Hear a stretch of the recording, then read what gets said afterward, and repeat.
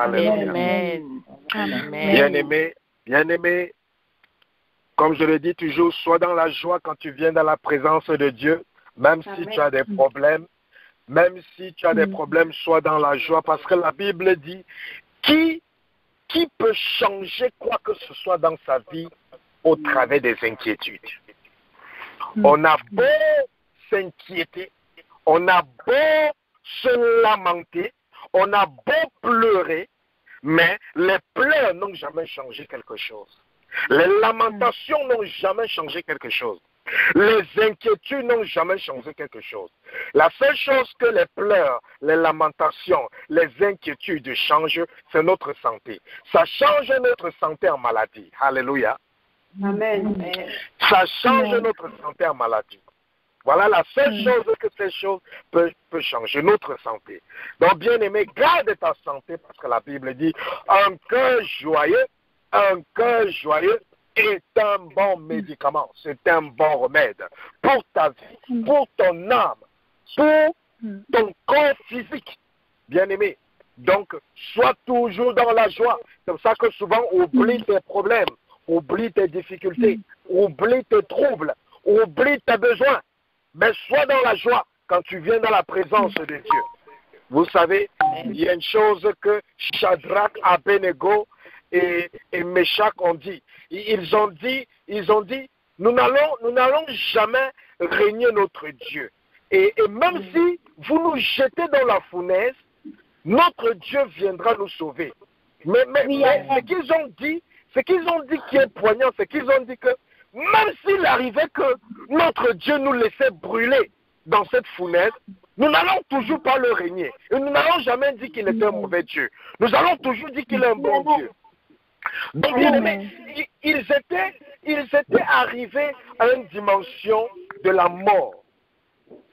Vous savez, ce que les enfants de Dieu n'ont pas compris, c'est que pour vivre en Christ, il faut d'abord mourir. Et lorsque tu meurs en Christ, et tu commences à vivre maintenant, tu n'as plus peur de la mort. On ne pouvait plus influencer Shadrach, Meshach, Abednego avec la mort, parce qu'ils étaient déjà morts en Christ. Donc ils ont dit, vous ne pouvez plus tuer quelqu'un qui est déjà mort. Comme 3 jeunes sont allés évangéliser dans un village. Et dans ce village, il y avait un patriarche traditionnel qui était comme le gardien spirituel de ce village. Et personne ne faisait quoi que ce soit dans le village sans avoir l'autorisation de ce grand sorcier. Et lorsque les 3 jeunes sont arrivés, ils ont dit, nous sommes venus pour évangéliser. Les gens du village ont dit, ne commencez rien dans ce village. Ne menez aucune activité dans ce village sans avoir rencontré le patriarche. Il est là-bas. Voilà sa tante. Allez le rencontrer. Les trois jeunes évangélistes, ils ont dit, ok, allons voir ce monsieur qui apparemment donne la permission de pouvoir prêcher l'évangile dans cette ville, dans ce village. Et lorsqu'ils sont arrivés, ils ont dit au monsieur, ils ont salué le monsieur, ils ont dit, nous sommes 3 missionnaires, 3 évangélistes, et nous sommes venus dans ce village pour annoncer Jésus-Christ au village, afin que le village puisse bénéficier de la grâce et du plan de salut de Jésus-Christ. Le patriarche a regardé les 3 jeunes, il s'est mis à rire, il a dit, est-ce que vous avez dit au revoir à vos parents lorsque vous veniez ici? Il était en train de leur dire qu'ils ne vont plus rentrer. Il a dit que, est-ce que vous avez dit au revoir à vos parents avant de venir ici? Parce que si vous n'avez pas dit au revoir à vos parents avant de venir ici, c'est mauvais pour vous. C'est très mauvais pour vous. C'est très mauvais pour vous. Bref, il a dit, donc vous n'avez pas peur de la mort. Vous savez, ces 3 jeunes ont dit, avec tout le respect qu'on vous doit, patriarche, gardien du village, avec tous les respects qu'on vous doit, nous sommes déjà morts. Vous ne pouvez plus tuer ceux qui sont déjà morts. Il les a dit, voilà 3 temps. Allez entrer dans une de ces tentes, si vous ressortez vivant, on va voir. Personne n'est jamais entré dans cette tente et ressorti vivant. Les jeunes n'ont dit pas de problème. Ils sont allés, ils sont entrés, ils sont ressortis. Amen. Ils ont dit, on peut entrer dans le deuxième, ils sont entrés, ils sont ressortis. Le troisième, ils sont entrés, ils sont ressortis. Amen. Ce patriarche s'est converti sur place et les a demandé, ce patriarche s'est converti sur place et les a demandé où est-ce qu'ils ont pris les puissances.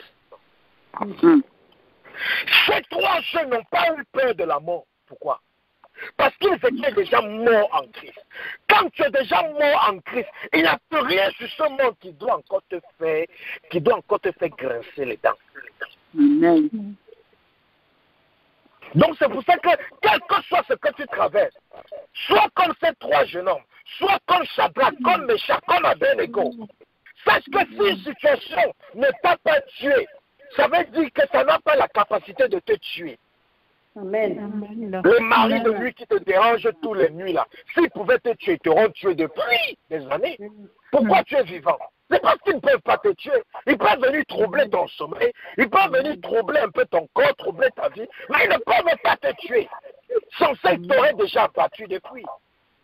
Donc, bien-aimé, ne te sous-estime pas, quel que soit ce que tu traverses, quand tu viens dans la présence de ton Dieu, sois dans la joie et sois dans l'attente que ton Dieu va te visiter et il va traiter ta situation.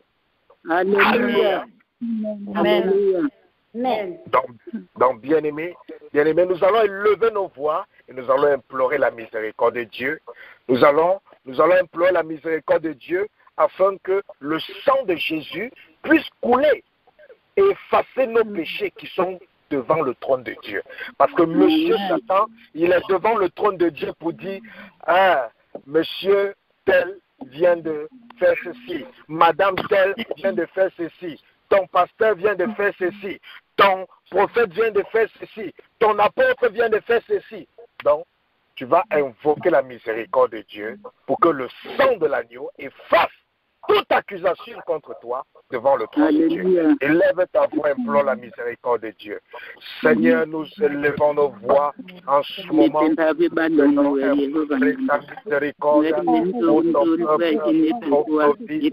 Nous implorons ta miséricorde pour les péchés conscients, pour les péchés inconscients. Pardonne-nous, roi des rois. Pardonne-nous, Alpha et Oméga. Remosima Kaparia Kanderebosa. Zekerebo Shakaraba Branderebosa. Mazekerebo Shakaraba Brande. Lekepelias Kandoroboshi. Isokoparia Kanderebosa Kabaria. Rakaparia Kandereboso. Mazekerebo Zekerebo Shakaraba Brande. Mazekerebo Kabras Kanderebosa. Zekebra Brabra Soko Balabase. Mazekerebo Kabras Kanderebosa. Mazekerebo Shekerebo Kabras Kanderebosa. Zekerbros Kondorobos Mazekerebo Karia Karabos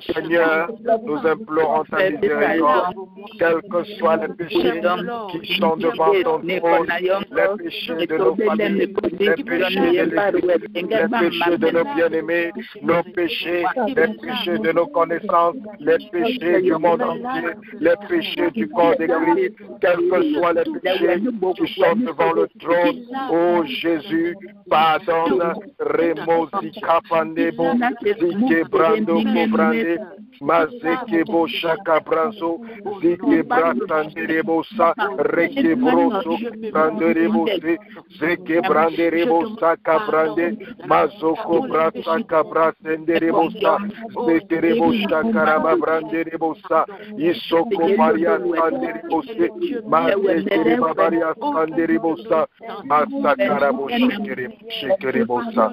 Pardonne-nous, Seigneur. Pardonne-nous, Seigneur. Pardonne-nous, Seigneur. Au nom de Jésus. Pardonne-nous, Seigneur.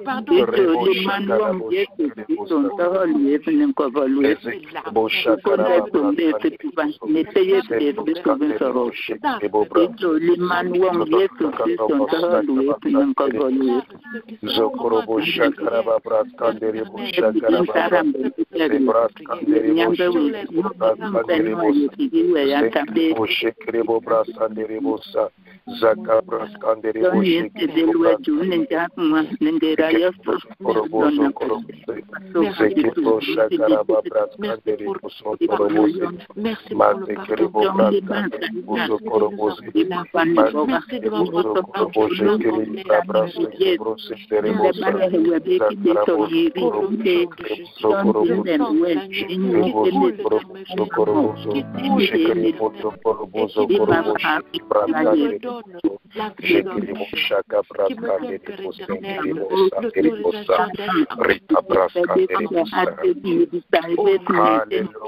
Alléluia, alléluia.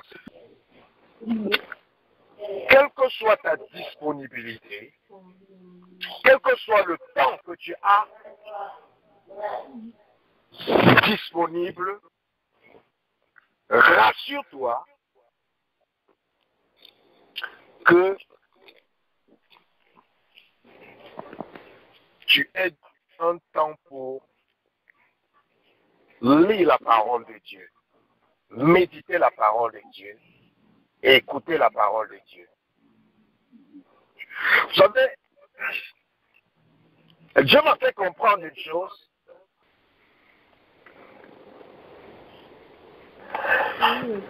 Il a dit, les prières peuvent changer une situation, mais ne peuvent pas changer une personne. Il m'a dit, l'onction peut changer une situation, mais ça ne peut pas changer une personne. Il m'a dit, la puissance, l'autorité peut changer une situation, mais ne peut pas changer une personne. Et il m'a dit, c'est la raison pour laquelle même ces hommes de Dieu qui ont été le plus haut dans la Bible, ils n'ont pas pu changer tout le monde avec leur onction. Moïse, avec son onction, il n'a pas pu faire changer Pharaon. L'apôtre Paul avait son onction. Il n'a pas pu faire changer. Il n'a pas pu faire changer les gens qui en voulaient. Jésus, avec son onction, il n'a pas pu faire changer les Sadduciens, les pharisiens. Il n'a pas pu les faire changer. Vous imaginez. Avec toutes les prières qu'il faisait, ils n'ont pas pu faire changer les gens.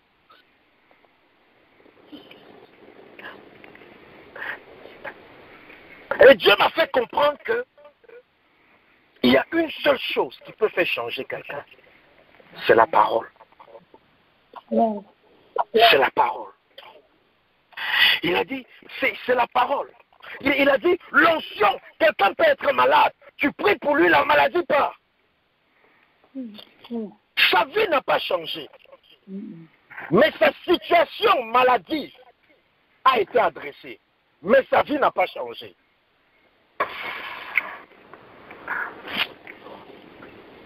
Quelqu'un peut être possédé de démons. On dit au nom de Jésus, démon sort. Le démon sort de son corps. Sa captivité démoniaque a été adressée. Mais sa vie n'a pas changé. Est-ce que quelqu'un me comprend? Amen. Amen. Voilà. Sa vie n'a pas changé. Donc, Dieu peut adresser une situation dans ta vie. Mais, si ta vie ne change pas, tu seras toujours misérable. Et la seule chose qui peut changer ta vie, c'est la parole de Dieu. C'est la parole de Dieu qui change la nature de l'homme.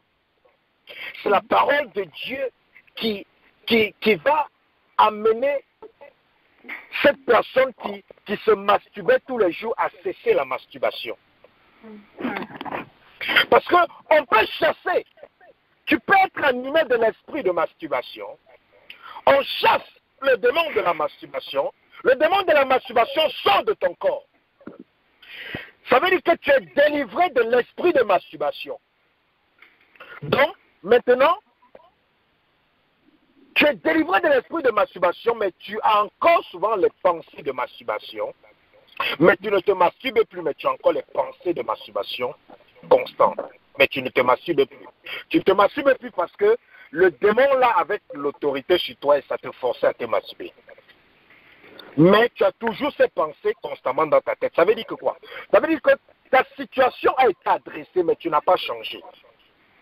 La parole maintenant, c'est ce qui va venir faire ce que même ces pensées de masturbation ne puissent plus traverser ton cerveau. Et c'est là que tu sauras que j'ai changé. Je n'ai pas seulement été délivré, mais j'ai changé. La délivrance, c'est une chose. Le changement, c'est une autre chose. La guérison, c'est une chose. Le changement, c'est une autre chose. Le miracle, c'est une chose. Le changement, c'est une autre chose. Beaucoup de gens ont eu des miracles, mais leurs vies n'ont pas changé. Alléluia. Amen. Beaucoup de gens ont eu des miracles. Il y a des gens qui peuvent vous dire des choses extraordinaires que Dieu a fait. Et toi-même, tu vas dire que, waouh, ça c'est du jamais entendu, c'est du jamais vu. Mais vous regardez leur vie, elle est misérable.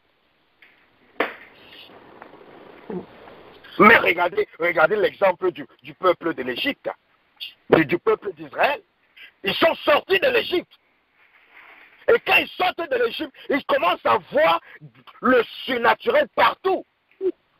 En journée, ils sont dirigés par une nuée de nuages. Dans la nuit, ils sont dirigés par une colonne de feu et qui est là en même temps pour les éclairer. Le surnaturel partout. Ils ont soif, on tape une pierre et l'eau sort. On tape un rocher et l'eau sort du rocher, ils se mettent à boire. Ils ont des vêtements sur eux. Pendant qu'ils grandissent, les vêtements grandissent aussi avec eux. Le surnaturel partout. Le miraculeux partout. Ils ont faim, la nourriture tombe du ciel. Ils commencent à se régaler. Ils disent qu'on est fatigué de ça, on veut un peu de la viande. La viande tombe du ciel. Ils commencent à manger la viande. Cette personne vivait le miraculeux jour au jour. Le surnaturel jour au jour. Mais la vie n'a pas changé. La vie n'a pas changé.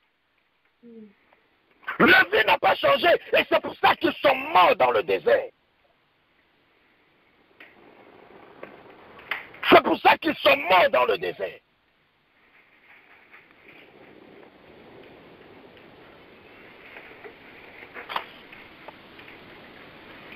Et Dieu me disait, regarde tous ceux qui te posent les questions.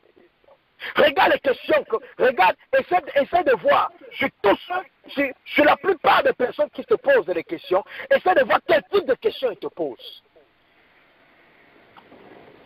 J'ai dit oui, les questions qu'on me pose, souvent ce sont des questions par rapport peut-être aux problèmes qu'ils ont, par rapport peut-être aux attaques qu'ils ont, par rapport peut-être à la délivrance, par rapport peut-être à la guérison, par rapport peut-être à un besoin qu'ils ont, ou bien par rapport à une difficulté qu'ils ont. Et Dieu a dit, voilà, combien de fois les gens te posent des questions par rapport à la parole de Dieu? Combien de personnes te disent, pasteur, il est écrit dans la Bible ceci et cela. Et qu'est-ce que toi tu penses de ça? Est-ce que tu peux m'expliquer? Combien de personnes te posent ce genre de questions? J'ai dit, c'est très rare, Seigneur. Il a dit que voilà. Les gens ne changent pas. Parce qu'ils ont cru que la prière est suffisante pour les faire changer. Ils ont cru que connaître de quoi ils souffrent, c'est suffisant pour les faire changer. Ils ont cru que l'onction, la puissance, c'est suffisant. L'autorité en Christ, c'est suffisant pour les faire changer. Ils ont cru que le miracle, tout ce qu'ils ont besoin, c'est un miracle qui va changer leur vie, le cours de leur vie ou le cours de leur destinée. Mais ils n'ont pas compris que c'est la parole. C'est la parole. C'est la parole qui va changer leur nature. C'est la parole qui va renouveler leur pensée. C'est la parole qui va transformer leur mentalité.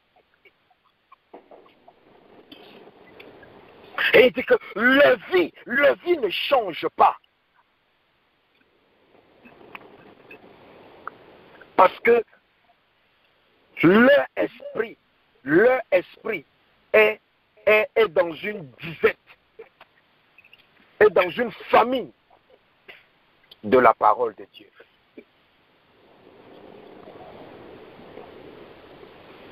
La parole de Dieu. C'est bien de vouloir savoir de quoi est-ce que je souffre. C'est bien de désirer la délivrance, la guérison, la promotion, le mariage, le ministère. C'est bien de désirer les prodiges, les miracles, l'onction, la puissance de Dieu. C'est bon. Mais tu peux avoir toutes ces choses-là sans changer. Et Dieu me fait comprendre que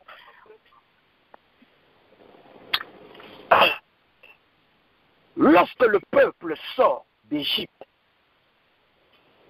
mon peuple sort d'Égypte, ils sont dans le désert, je les ai déjà délivrés. Je les ai déjà délivrés. Mais maintenant, ils sont délivrés. Tous les jours, ils expérimentent ma puissance. Ils voient ma gloire. Ils expérimentent mon onction. Lorsque je viens sur la montagne pour parler à Moïse, ils voient la gloire. Jusqu'à ils fuient même cette gloire. Ils connaissent toutes ces choses-là. Mais ils n'ont pas changé en eux. Et mes enfants sont dans l'église. Ils expérimentent l'onction. Ils expérimentent la puissance. Et ils ne changent pas. Ils ne changent pas. Donc, bien aimé,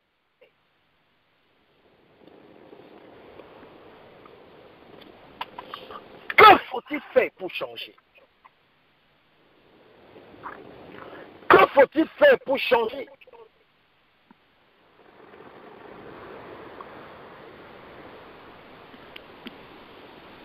Il te faut la parole de Dieu.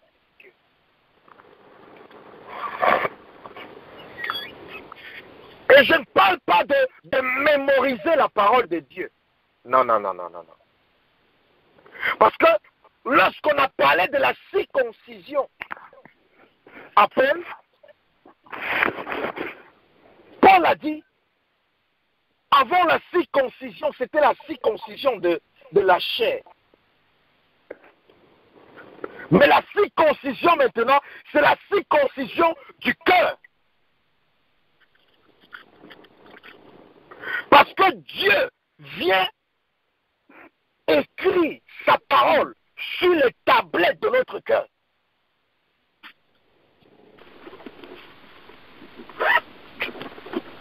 Comme on a dit à quelqu'un, Mais tu es serviteur de Dieu, tu ne marches même pas avec la Bible. Tu n'as même pas de Bible. Lui, il a dit, d'autres ont la Bible dans le sac. Lorsqu'ils partent commettre la fornication. D'autres ont la Bible dans la main. Lorsqu'ils sont en train de mentir, en train de convoiter, en train de voler. C'est la Bible qui est en main là qui les a empêchés. La parole de Dieu, ça doit être sur les tablettes de ton cœur. Quand elle est écrite sur les tablettes de ton cœur, ton cœur, la condition de ton cœur va changer. Parce que pour que quelqu'un change, il faut que son cœur change.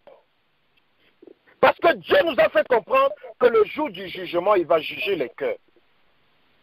Pas tes pensées, pas tes actions, mais il va juger ton cœur. Parce que la Bible dit dans Proverbe, l'homme est tel que sont les pensées de son cœur. La Bible dit, ce n'est pas ce qui entre dans la bouche de l'homme qui le souille, mais c'est ce qui sort de son cœur. De son cœur. C'est ce qui sort de son cœur qui le souille. Ce qui sort de son cœur. Alléluia. Amen. Amen.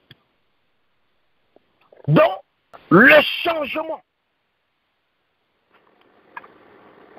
Pour que toi, en tant que personne, tu changes,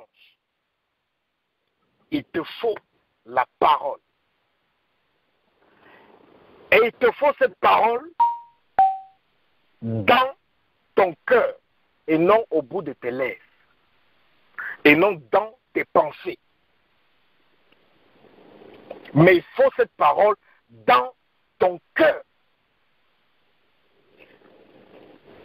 Lorsque la parole est dans les pensées, on mémorise seulement. Lorsque la parole est dans la bouche, on bavarde seulement. Mais lorsque la parole est dans le cœur, on change, on agit, on pose des actions selon ce qu'il y a dans le cœur. Parce que tu dois savoir que toute action qu'un être humain pose prend naissance dans son cœur. Toute action qu'un être humain pose prend naissance dans son cœur.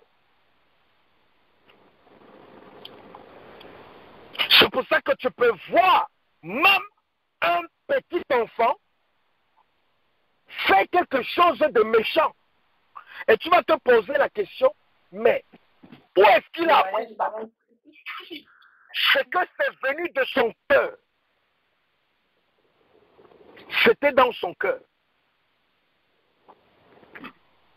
C'était dans son cœur. Et tant que la parole n'entre pas dans ton cœur, ton cœur ne pourra pas changer. Et tant que ton cœur ne change pas, ta vie sera la même. Tu pourras être au milieu de la grâce, au milieu de l'onction, au milieu des miracles, au milieu des prodiges, au milieu du surnaturel, mais toi, en tant que personne, tu ne changeras jamais comme les enfants de Dieu qui sont sortis d'Égypte.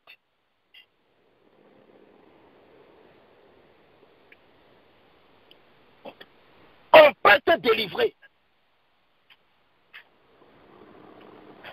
Mais ça ne veut pas dire que ta vie a changé.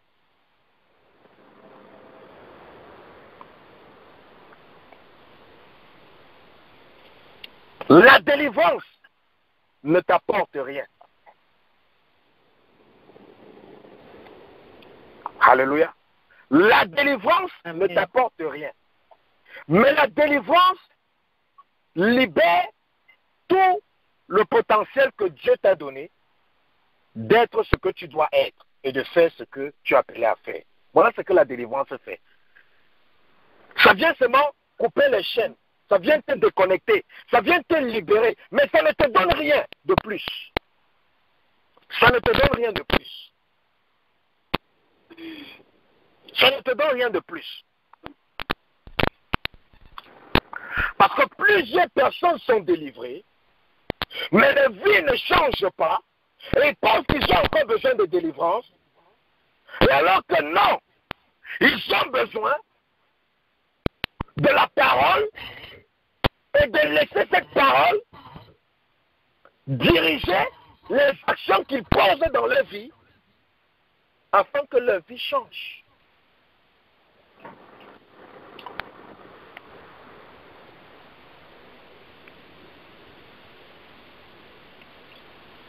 Afin que leur vie change. C'est pour ça que chaque enfant de Dieu doit avoir un moment pour manger la parole.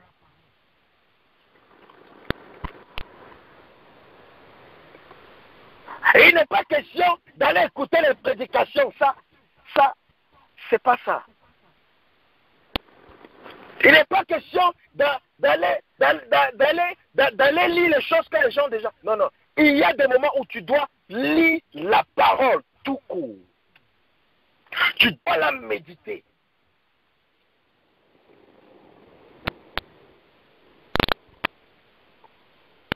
Parce que beaucoup d'enfants de Dieu ne grandissent pas dans la foi chrétienne. Toujours parce qu'ils ont cru que la prière va les faire grandir. L'onction va les faire grandir. Non. C'est la parole. La parole que tu as dans ton cœur. C'est ça qui va transformer ton caractère. La parole que tu as dans ton cœur, c'est ça qui va changer ta mentalité. Comme beaucoup de chrétiens qui sont toujours tristes, ce n'est pas une affaire de chasser l'esprit de tristesse. Parce que l'esprit de tristesse est là, parce qu'il a le droit légal. Et qu'est-ce qui donne le droit légal à l'esprit de tristesse d'être là?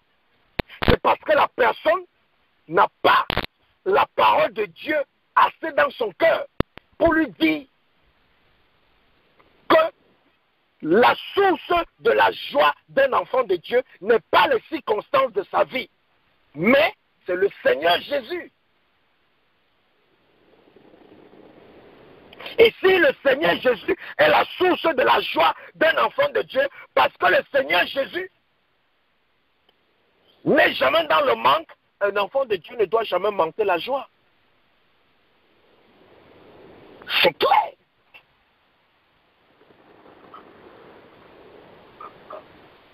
Mais si tu n'as pas la parole, tu vas passer nuit et jour à chasser l'esprit de tristesse. Il ne va pas partir parce qu'il a le droit légal d'être là.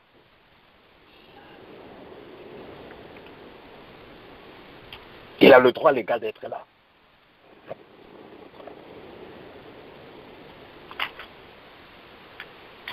Il a le droit légal d'être là.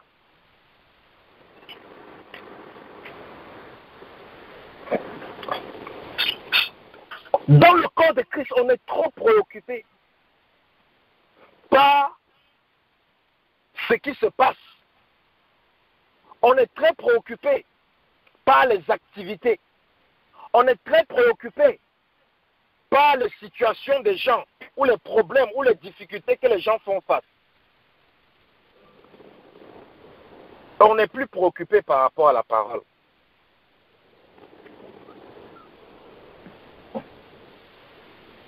On n'est plus préoccupé par rapport à la parole.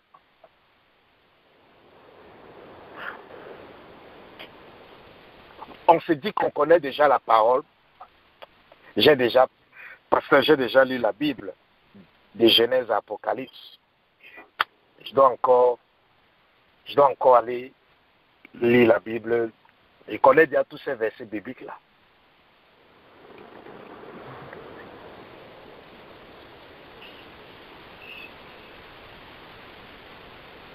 Alors qu'à chaque fois que tu médites la parole de Dieu, Christ se forme en toi.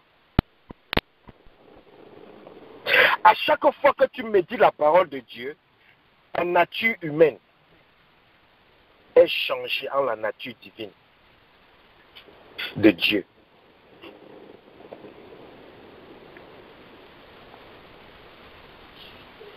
Et lorsque maintenant, il y a la parole, et tu ajoutes à la parole la prière, la puissance, l'autorité en Christ, l'onction, ta vie sera inébranlable. Tu seras en train de frôler la perfection tous les jours de ta vie. Quand il y a cet équilibre dans ta vie, tous les jours tu vas frôler la perfection dans tous les domaines de ta vie. Mais lorsqu'il y a le déséquilibre, c'est très grave. C'est très grave. Parce que lorsque il n'y a plus la parole, Satan peut commencer à utiliser tes dons spirituels sans que tu ne te rends compte.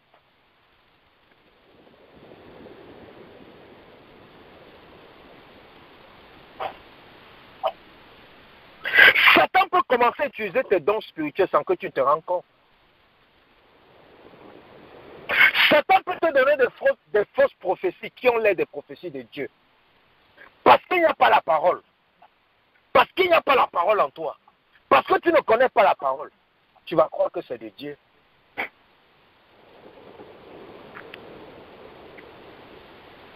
C'est pour ça que les gens qui vivent par prophétie, par révélation, par ce qu'ils voient dans les songes, par les visions, ces gens finissent toujours mal le cours de leur vie.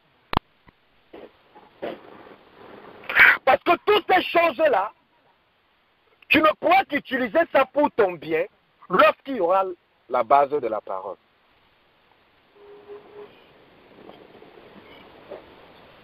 Lorsqu'il y aura la base de la parole. À un moment donné, certains chrétiens se confient tellement aux dons spirituels que Dieu les a donnés. Et il n'y a plus la parole, et Satan commence à les confondre et à les amener à la mort au travers des dons spirituels.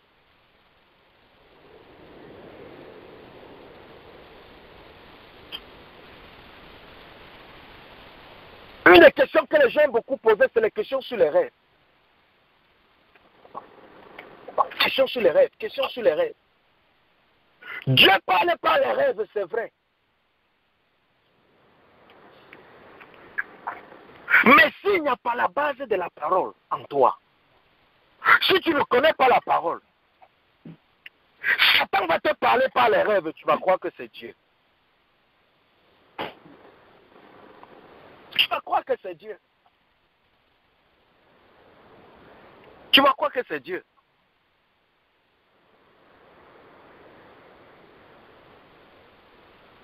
Tu vas croire que c'est Dieu.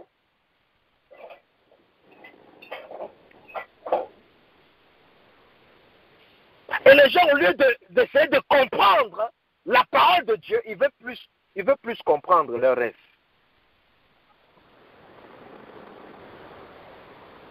Alléluia. Ils veulent plus comprendre leurs rêves. La distraction. Au lieu de comprendre la parole de Dieu, ils veulent plus comprendre la vision qu'ils ont eue. Comment vas-tu comprendre la vision de Dieu sans comprendre la parole de Dieu? Comment vas-tu accomplir la vision de Dieu sans que la parole de Dieu soit accomplie dans ta vie?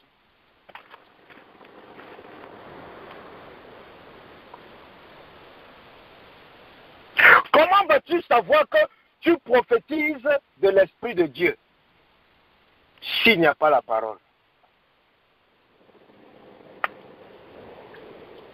Comment vas-tu savoir?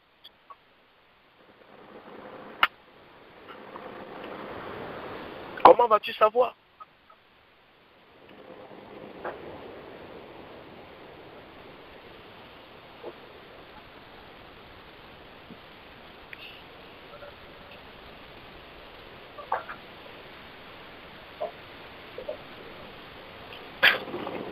Regardez dans la Bible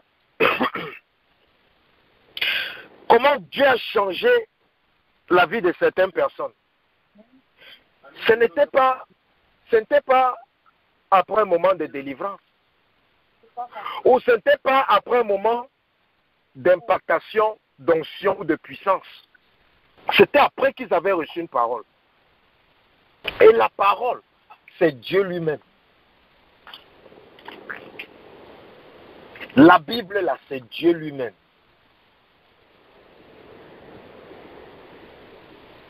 On cherche Dieu. On veut voir Dieu. On veut écouter sa voix. On veut le toucher. Alors qu'il est là devant nous tous les jours. Il est là. Dans les feuilles blanches, sur les écritures noires que tu as devant toi tous les jours, qu'on appelle la Bible. Il est là. C'est quand tu vas comprendre, tu vas méditer la parole de Dieu, tu vas comprendre la parole de Dieu. C'est là que tu vas comprendre qui tu es. C'est là que tu vas comprendre ce qui ne va pas avec ta vie. C'est là que tu vas comprendre ce qu'il faut ajuster dans ta maison. C'est là que tu vas comprendre ce qu'il faut redresser chez toi.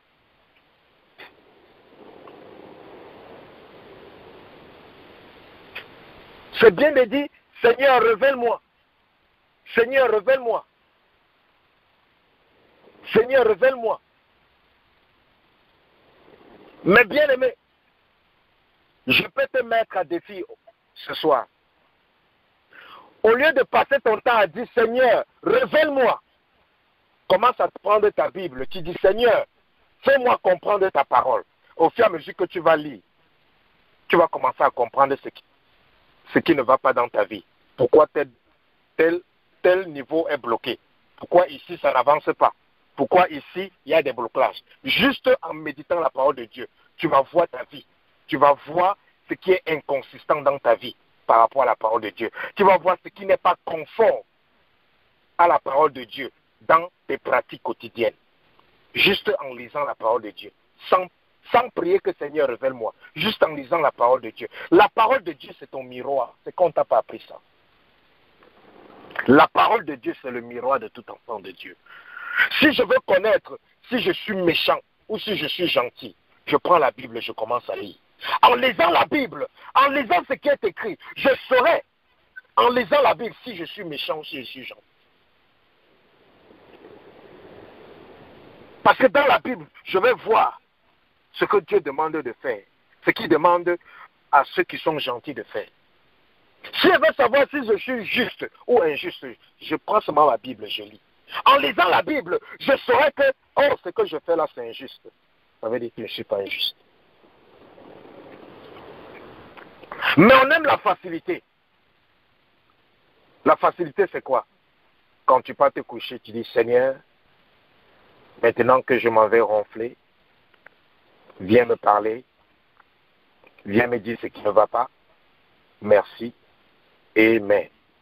Tu te couches, tu ronfles, jusqu'au lendemain matin. Tu te lèves, rien, tu dis, oh, Dieu ne m'a pas parlé aujourd'hui. Ta Bible est là. Tu dis, Dieu ne m'a pas parlé aujourd'hui. Alors que Jésus a dit, quand vous priez, dites à Dieu, Seigneur, donne-moi mon pain quotidien. Donne-moi mon pain quotidien. Des chrétiens ont l'audacité de dire que Dieu ne me parle pas. Tu as ta Bible devant toi, tu dis que Dieu ne te parle pas.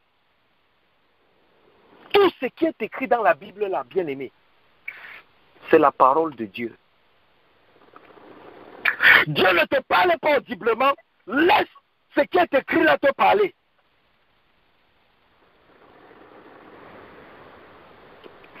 Je vais vous prendre un bon exemple. Et allez lire tout le livre de Néhémie. Néhémie dans la Bible. Allez lire tout le livre de Néhémie. Ce n'est pas beaucoup de chapitres, c'est quelques chapitres. Allez lire tout le livre de Néhémie. Quelqu'un que Dieu a utilisé pour rebâtir les murailles du peuple de Dieu. Allez lire tout le livre de Néhémie. C'est peut-être 4, 5, 6 chapitres. Ce n'est pas beaucoup de chapitres de toute manière. Et quand vous lisez tout le travail que Néhémie a accompli, en aucun cas, vous allez voir Néhémie dire que Dieu lui a dit quelque chose. Néhémie a accompli toute sa destinée sans jamais avoir écouté la voix de Dieu. Audiblement. Néhémie a accompli toute sa destinée sans jamais avoir eu une vision. Néhémie a accompli sa destinée sans jamais avoir eu un rêve où Dieu le montre quelque chose. Tout ce que Néhémie faisait, il disait que Dieu me met à cœur de faire ceci. Dieu me met à cœur de faire ceci. Dieu me met à cœur de faire ceci. Pourquoi les murailles sont délabrées comme ça là? Les murailles ne doivent pas être délabrées. Selon ce que Dieu avait dit, les murailles ne doivent pas être délabrées.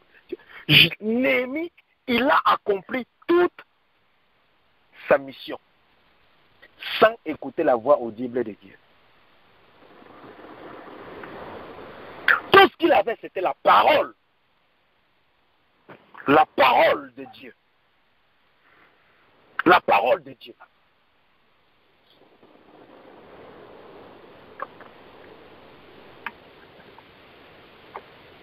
Et les chrétiens aujourd'hui, on aime beaucoup, on aime tellement le spiritualisme qu'on préfère croire plus aux visions, on préfère croire plus aux choses surnaturelles qu'à ce qui est écrit dans la Bible. Alors que c'est ce qui est écrit dans la Bible là qui produit tout le surnaturel, tous les vies, tout ce qui est dans le spirituel. Toi qui dis tous les jours que Seigneur, pourquoi Dieu ne me parle pas par rapport à mon problème-ci? Pourquoi Dieu ne me parle pas par rapport à ce blocage? Pourquoi je tourne en rond depuis des années? Pourquoi Dieu ne me dit pas qu'est-ce qui ne va pas? Tu allais de prophète en prophète. Tu allais de pasteur en pasteur. Tu allais d'apôtre en apôtre. Pourquoi depuis là je n'accouche pas? Pourquoi depuis là je ne me marie pas? Pourquoi depuis là ma carrière est bloquée? Pourquoi depuis là je suis malade? Pourquoi depuis là ma nuit est comme ça? Pourquoi depuis là ma vie est bizarre comme ça là? Je te mets à l'épreuve à partir d'aujourd'hui. Prends ta Bible chaque jour. Quand tu prends ta Bible, tu dis merci Seigneur parce que tu vas me parler sur ma vie pendant tout ce moment de méditation. Au nom de Jésus, j'ai prié. Amen. Tu ouvres ta Bible, tu commences à lire. Tu vas commencer à comprendre tout ce qui ne va pas avec ta vie. Et tu sauras que tout enfant de Dieu est un prophète qui s'ignore.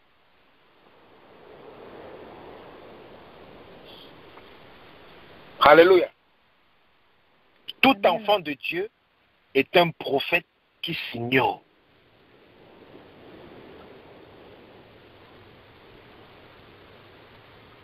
Tout ce dont tu as besoin, c'est de la parole. Si tu as la parole de Dieu, tu n'as plus besoin de quelque chose d'autre. Parce que la parole de Dieu, c'est Dieu lui-même. Mais si tu es plus,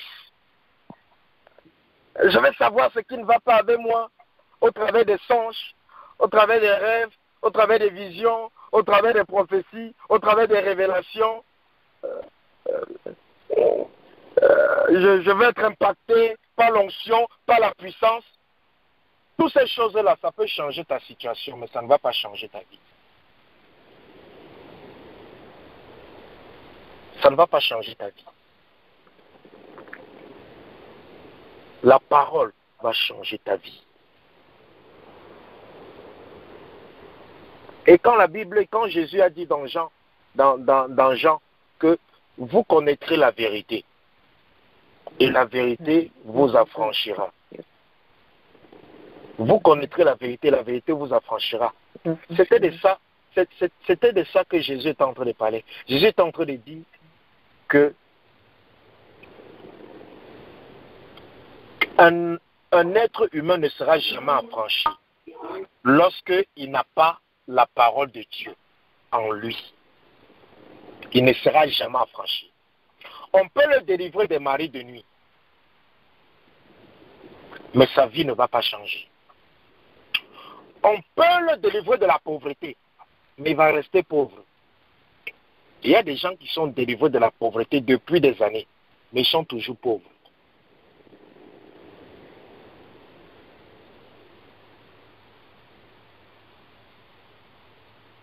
Dieu te dit ce soir que tu es un prophète ou une prophétesse qui s'ignore. Et que les feuilles blanches avec les écritures noires que tu as devant toi, que tu appelles la Bible tous les jours là, que si tu prends le temps pour méditer ça et dire à Dieu, Seigneur, que cette Bible soit un miroir par rapport à ma vie, cette Bible-là va commencer à te montrer tout ce qui n'est pas bien dans ta vie. Et tout ce que tu dois arranger. Sans révélation, sans rêve, sans prophétie.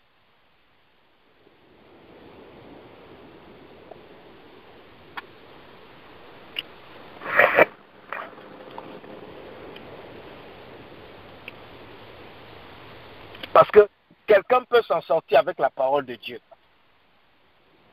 Et sans les dons spirituels, les visions, les révélations, quelqu'un peut s'en sortir jusqu'à aller au ciel. Mais personne ne peut aller au ciel s'il a seulement les dons, les révélations, les visions et tout ça, il n'a pas la parole de Dieu. Il ne pourra pas aller. Il ne pourra pas aller. Il ne pourra pas aller. Parce que Satan va le confondre en chemin. Il va penser qu'il est encore animé du Saint-Esprit, sans savoir que ce n'est plus l'Esprit de Dieu. Sans savoir qu'on a déjà confondu, on a déjà corrompu leur don spirituel dans le monde des ténèbres. Ils ne vont pas savoir, parce qu'il n'y a pas la parole.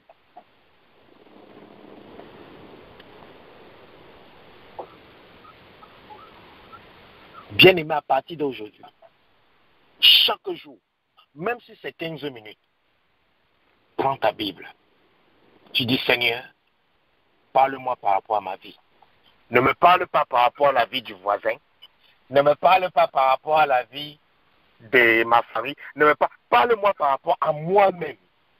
Parle-moi par rapport à ma situation. Parce que, bien-aimé, le salut individuel, ça ne sert à rien de sauver le monde entier. Et puis toi, tu vas perdre ton âme.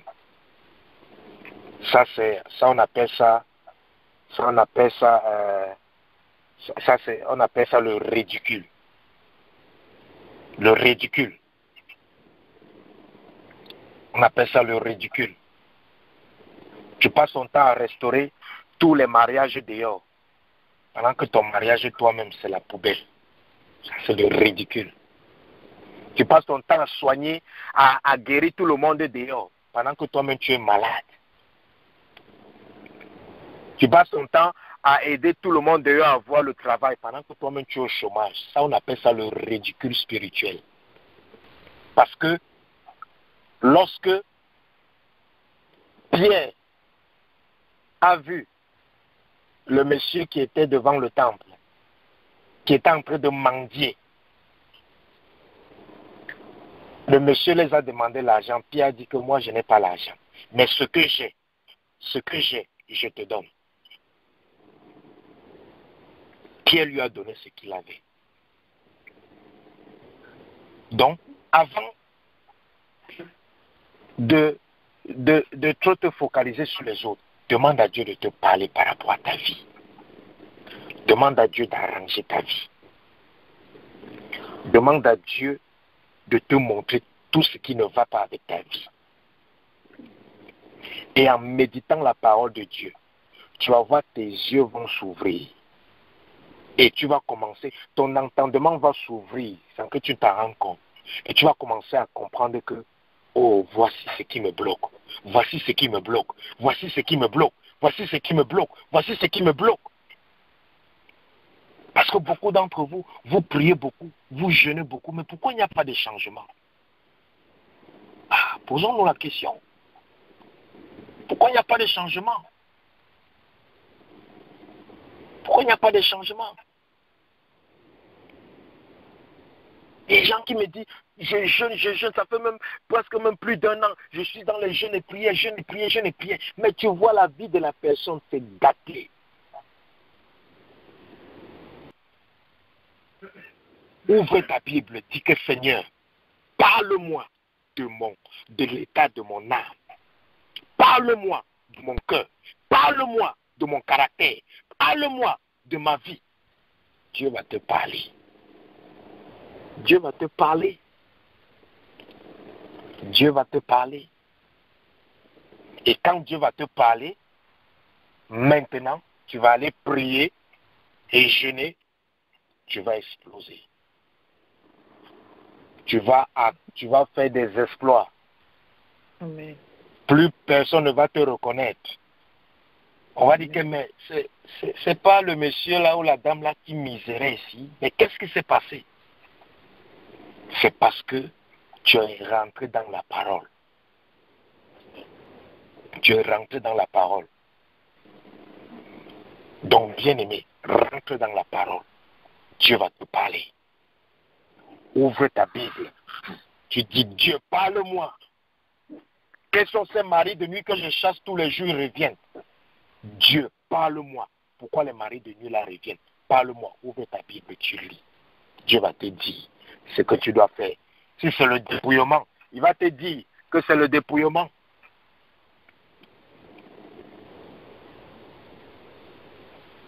Comme certaines personnes beaucoup de personnes ont besoin du dépouillement. C'est pour ça qu'ils ne sont pas délivrés, c'est pour ça que leur vie ne change pas. Ils ont besoin d'être dépouillés. Mais s'ils ne lisent pas la parole de Dieu, comment ils vont savoir quel type de dépouillement ils ont besoin? Comment ils vont savoir de quoi est-ce qu'ils doivent être dépouillés? Ils ne vont pas savoir de quoi est-ce qu'ils vont être dépouillés. Donc, à partir d'aujourd'hui, ouvre ta Bible, dis Dieu, parle-moi, et Dieu va te parler. Est-ce que quelqu'un me comprend bien, aimé? Amen. Amen. Amen. Voilà. Amen. Ouvre ta Bible, Dieu va te parler. Dieu, tout ce que tu ne comprends pas, tout ce que tu ne comprends pas dans ta maison, dans ta vie, dans la vie de ton épouse, de ton mari, ouvre ta Bible, Dieu va te parler. Dieu va te parler. Dieu va te parler. Bien-aimé, à chaque fois que j'ai une échéance, quand Dieu vient me parler, il me dit, ouvre la Bible dans tel livre. Comme dernièrement, j'avais une échéance, il m'a dit, ouvre la Bible dans le livre de Somme. Somme, il avait dit, ouvre la Bible dans le livre, je pense que c'était Somme 11. Il m'a dit, lis. Qu'est-ce que ça dit là-bas? J'ai lu. Il m'a dit, voilà.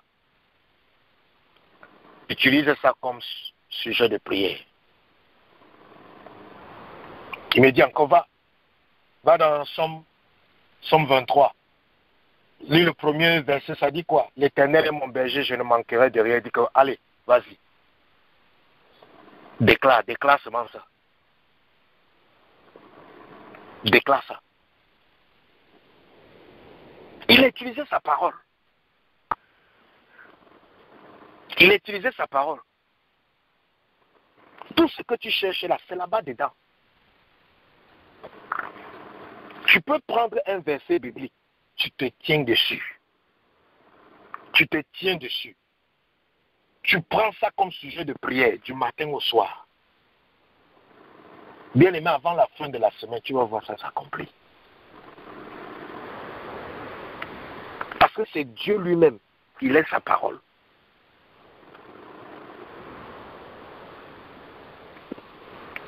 C'est bien d'avoir les révélations, tout ça, c'est bien beau, mais la parole, c'est ce qui va changer ta vie. Les dons spirituels, le surnaturel, c'est pour montrer qui Dieu est et ce que Dieu peut faire. Mais la parole de Dieu, c'est ce qui change la vie des hommes. La Bible dit que il nous a été donné les dons spirituels pour faire quoi? Pour manifester la gloire de Dieu. Pour que la gloire de Dieu soit manifeste, soit visible.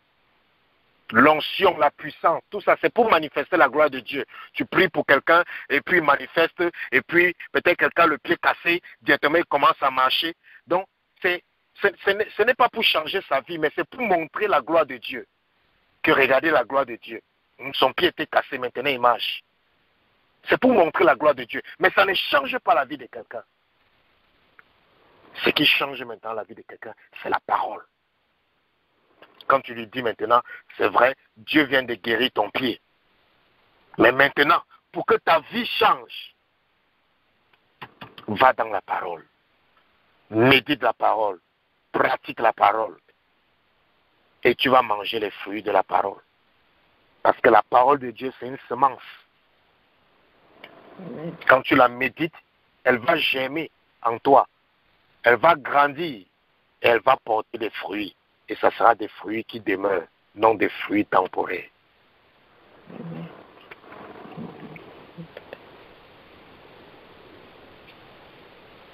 Donc, bien aimé, à partir de demain, lundi,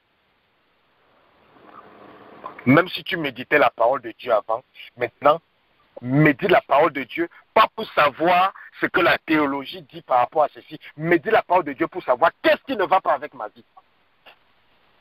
Ça va commencer à être un miroir. Parce qu'il y a des gens qui me posent souvent des questions par rapport à l'enfer. Comment la Bible dit qu'Adam et Ève, ils ont seulement eu 2 enfants, Caïn et Abel. Comment ils ont fait pour procréer? Comment ils ont fait pour avoir d'autres enfants? Donc il y avait, qui était le mari de qui était la femme de qui, la Bible ne parle pas. Bien aimé, ça sont les choses à dormir debout. Ou bien on vient te dire, est-ce que la femme doit prêcher? Est-ce que la femme ne doit pas prêcher? Tout ça là, et tu vois, les gens sont là, ils passent le temps pour faire des recherches. Bien aimé, va dans la Bible. Quand j'ouvre la Bible, ce n'est pas pour savoir est-ce que ce que l'autre l'a dit, est-ce que théologiquement ça a sens ou non. Quand j'ouvre la Bible, c'est pour savoir qu'est-ce que je dois encore améliorer dans ma vie, qu'est-ce que je ne comprends pas encore que je dois comprendre, qu'est-ce que je ne maîtrise pas encore que je dois maîtriser. Voilà la raison pour laquelle j'ouvre la Bible. Qu'est-ce qu'il faut encore que je dois encore travailler dans ma vie, qu'est-ce que je dois encore améliorer dans ma vie. Je ne vais pas dans la Bible pour savoir est-ce que c'est permis de faire ceci, est-ce que non. Je vais dans la Bible pour savoir qu'est-ce que je dois faire pour être ce que Dieu veut que je sois. Et c'est en découvrant ce que je dois faire pour être ce que Dieu veut que je sois, c'est là que je découvre maintenant ce que je peux partager avec les autres pour les aider aussi à être ce que Dieu veut qu'ils soient.